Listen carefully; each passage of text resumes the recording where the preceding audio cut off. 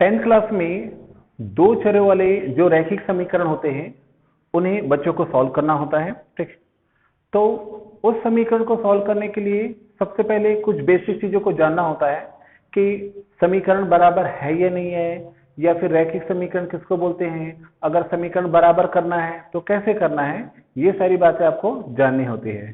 तो आज के इस वीडियो लेक्चर में हम जानेंगे कि समीकरण बराबर है कि नहीं है, ये पहचानना सीखेंगे। अगर समीकरण बराबर नहीं है तो उन्हें कैसे बराबर किया जाता है और बराबर करने के पश्चात उस समीकरण को कैसे हल किया जाता है, आज इन छोटी मोटी बातों को हम इस वीडियो के माध्यम से समझेंगे। तो सभी को मेरा नमस्ते है। आइए देखते हैं एक दो चर वाले रैखिक समीकरण। पहले तो हम लोग देख लेते हैं ये चर राशि क्या है। चर राशि और अचर राशि आपने कई बार सुना होगा, तो इनको समझ लेते हैं हम लोग। ठीक, चर राशि वाले किसको बोलते हैं, अचर राशि किसको बोलते हैं, सुनेगा। पहले ये देख लेते हैं अचर राशि किसको बोलते हैं। ऐसी राशि जिसका मान नहीं बदलता है, ऐसी राशि जिसका मान नहीं बदलता है उसे हम क्या बोलते हैं, अचर राशि कहते हैं। लाइक दैट, जितनी भी संख्या है, जैसे 5 है, 5 को आप कभी भी 5 बोलेंगे। आप कभी भी किसी भी मैथ में आप नहीं बोल सकते कि 5 बराबर हम 6 ले ले, या 6 बराबर आप 8 ले लो, ऐसा कभी भी नहीं बोल सकते। अगर वो 6 है तो 6 ही उसको मानना पड़ेगा, आप 8 नहीं मान सकते, 10 नहीं मान सकते। इसलिए बोलते हैं कि ये सब क्या है, अचर राशि है। क्यों? क्योंकि इसका मान कभी भी नहीं बदलता। 10 को 10 ही बोलना पड़ेगा, 5 को 5 ही बोलना पड़ेगा। तो ऐसी राशियां जिसका मान नहीं बदलता है उन राशियों को हम क्या बोलते हैं, अचर राशि कहते हैं। जितने भी आप नंबर देखते हो वो सब अचर राशि रहता है। चर राशि किसको बोलते हैं, जस्ट अपोजिट है। ऐसी राशियां जिनका मान बदलता है उसे हम लोग क्या बोलते हैं, चर राशि कहते हैं। जैसे x, y, z कैसे बदलता है। आप कई प्रकार के सवाल बनाते हो, ठीक, जिसमें राशियों को x या फिर y या फिर z मानते हो। हर सवाल में x का क्या एक ही आंसर आता है? नहीं, x का कभी आंसर 2 आता है, कभी 3 आता है, कभी 10 आता है, कभी 50 आता है, कुछ भी आ सकता है। अर्थात इसका मान बदलता रहता है। इसी प्रकार से y के भी कुछ भी मान आ सकते हैं और z के भी कुछ भी मान आ सकते हैं। इसीलिए क्योंकि इन राशियों के मान बदलते रहते हैं, इसलिए ऐसे राशियों को हम लोग क्या बोलते हैं, चर राशि कहते हैं। तो x, y, z सामान्यतः चर राशि लिया जाता है। आप चाहो तो इंग्लिश के कोई भी अल्फाबेट्स है, ABCD वगैरह, उनको भी आप चर राशि मान सकते हैं। तो हमारा क्वेश्चन ये था कि सबसे पहले ये समझना था कि दो चर वाले रैखिक समीकरण, तो दो चर है मतलब उसमें या तो x, y होगा, या तो y, z होगा, या तो फिर होगा z x या x z होगा। तभी इसको अपन क्या बोलेंगे, दो चर वाली राशि बोलेंगे।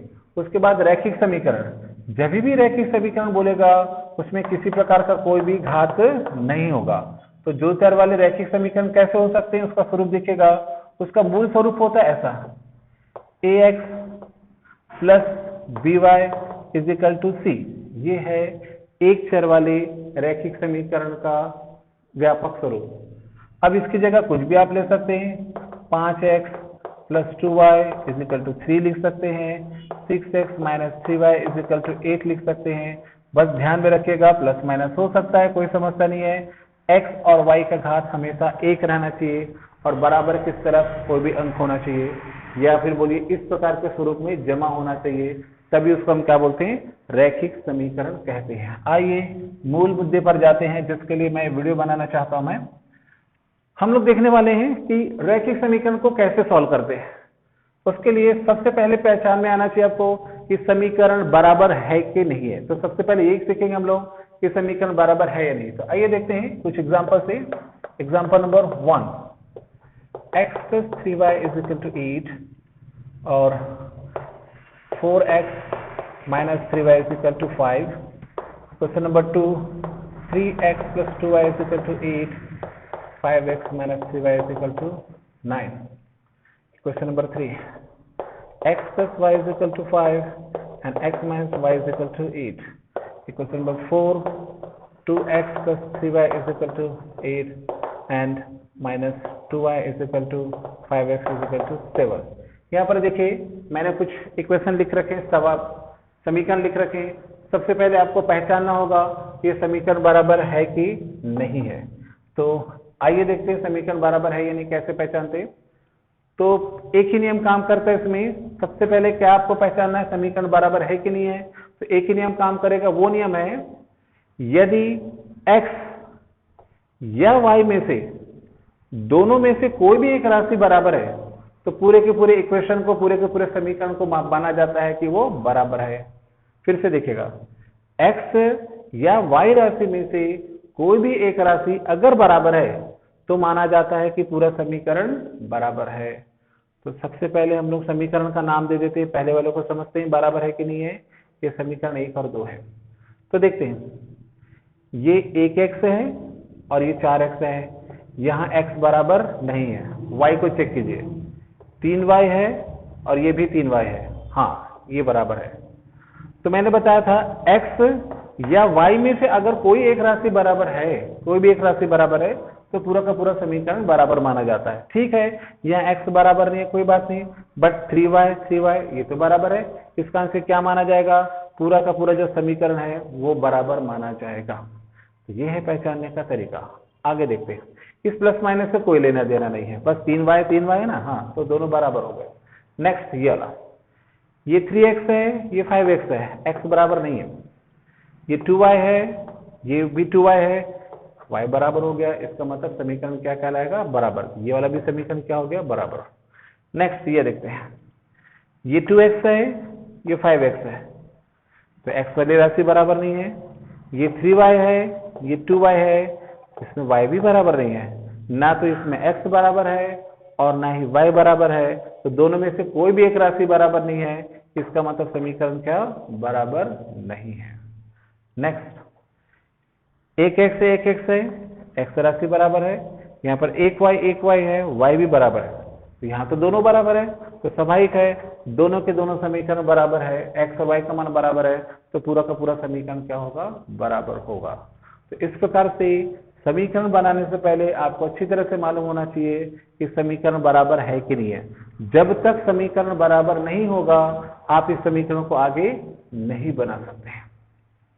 तो हमने पहचान लिया, लगता है मुझे समझ में आ गया होगा सबको। अब आगे का प्रोसेस देखते हैं। अब मैंने जैसे बोला कि जब तक समीकरण बराबर नहीं होगा आप उसको आगे नहीं बना सकते। इसका मतलब हमें अगर समीकरण बराबर नहीं है तो ये देखना पड़ेगा कि उसको बराबर कैसे करें। तो आइए देखते हैं समीकरण बराबर करने की विधि कैसे देखते हैं। तो यहाँ पर जैसे ये इक्वेशन है, इसको ले लेते हैं क्योंकि यही बस बराबर नहीं है, तो पहले बराबर करना सीखते हैं। जैसे हमारे पास लिखा हुआ एग्जाम्पल ये 2x + 3y = 8 और 5x - 2y = 7, ये हमने समीकरण दिया। अगेन फिर से पहचानते हैं समीकरण बराबर है कि नहीं है। तो ये 2x है, ये 5x है, x वाला राशि बराबर नहीं है। ये 3y है, ये 2y है, y वाली राशि बराबर नहीं है। ना तो x बराबर है और ना ही y बराबर है। इसका मतलब समीकरण बराबर नहीं है। तो समीकरण को आगे हल करने के लिए बराबर करना पड़ता है। तो देखिएगा कैसे करते हैं, वो विधि देखने जा रहे हैं, समीकरण बराबर करने की विधि। सबसे पहले आप क्या करेंगे, समीकरण को नाम देंगे, पहला समीकरण, दूसरा समीकरण। अब देखिए, ये आपकी इच्छा के ऊपर डिपेंड करता है कि आप कौन सी राशि को बराबर करना चाहते हैं, x वाली राशि को कि y वाली राशि को। जैसे कि मैंने बोला कि आपके मन में चल रहा है कि मैं x वाली राशि को बराबर करूं, तो कैसे करेंगे, यहां के 5 को, ये देखिए ऐसा तिरक गुणा कर दीजिए, समीकरण 1 से गुणा कर दीजिए, और यहाँ के 2 को इधर भी तिरक गुणा कर दीजिए, समीकरण 2 से गुणा कर दीजिए। फिर से देखिए, ये आपकी इच्छा के ऊपर डिपेंड करता है कि आप x को बराबर करना चाहते हैं कि y को बराबर करना चाहते हैं। जैसे मैं चाहता हूं कि x बराबर हो, तो क्या किया मैंने, यहाँ का जो 5 है उसको तिरक गुणा किया, अर्थात समीकरण 1 के साथ में गुणा कर दिया, और ऊपर देखिए x वाली राशि, इस 2 को मैं क्या करूंगा, यहाँ भी तिरक गुणा कर दिया, मतलब समीकरण 2 से गुणा कर दिया। तो ऐसा लिखना पड़ता है। ऐसा एक बार लिख के बता देता हूँ कैसा लिखना चाहिए आपको।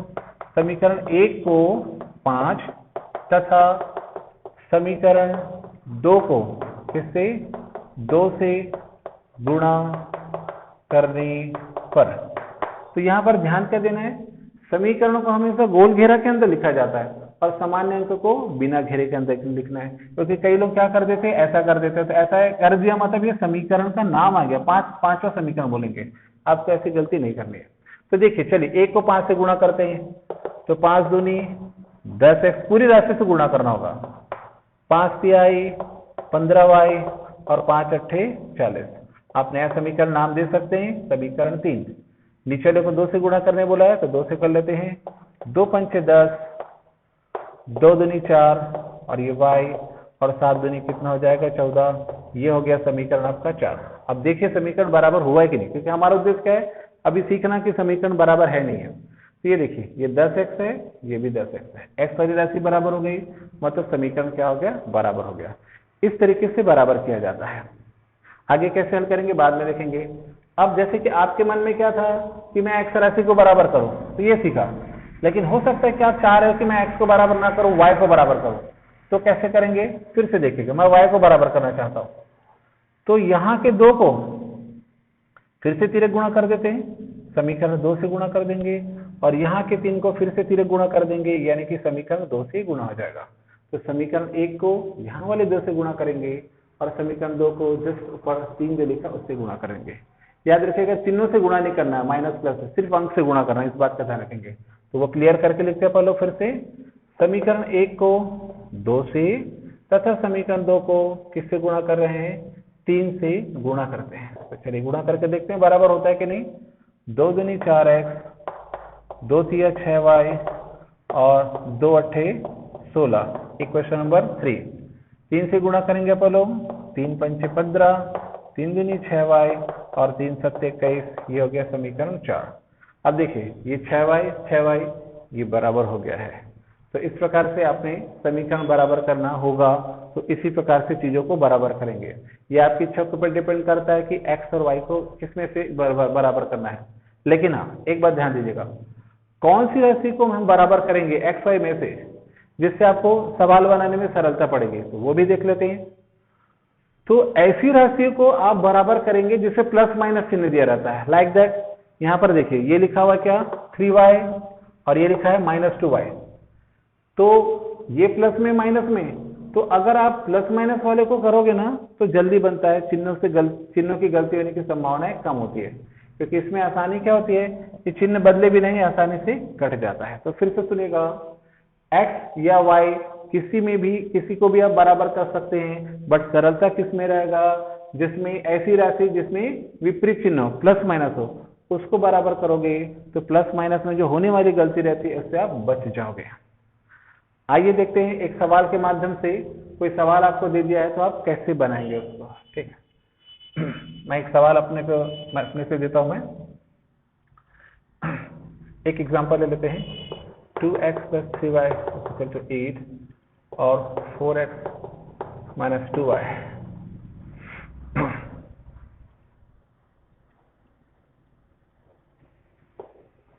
यहाँ पर 10 ले लिया मैंने।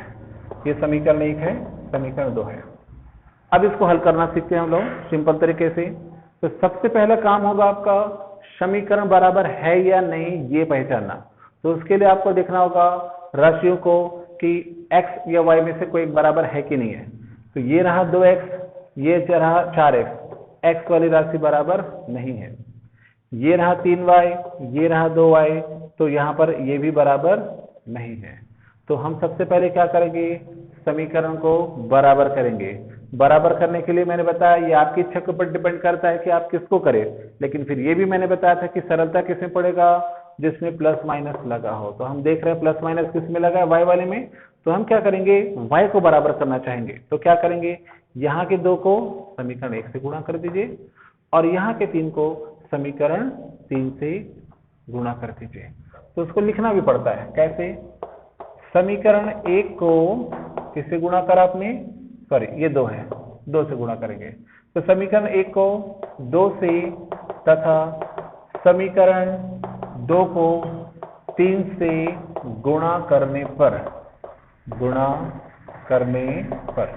तो आइए देखते हैं कैसे गुणा होगा। बहुत ही इजी है, यहाँ से 2 से गुणा करेंगे, ये हो जाएगा 2 दूनी 4x, 2 तिया 6 और ये हो जाएगा 2 अट्ठे 16। इसमें कोई डाउट, इसमें कोई बड़ी बात नहीं है, सिर्फ 2 से आपको गुणा करना है। 2 दूनी 4, 2 तिया 6, ये हो जाएगा 2 तिया 6y, और यहाँ पर हो जाएगा 8 दूनी कितना 16। बहुत सिंपल है, 3 से गुणा करेंगे अपन लोग तो कितना हो जाएगा 3 चौक 12x, 3 दूनी 6y, और यहाँ पर हो जाएगा 10 तिया कितना हो जाएगा 30 हो जाएगा।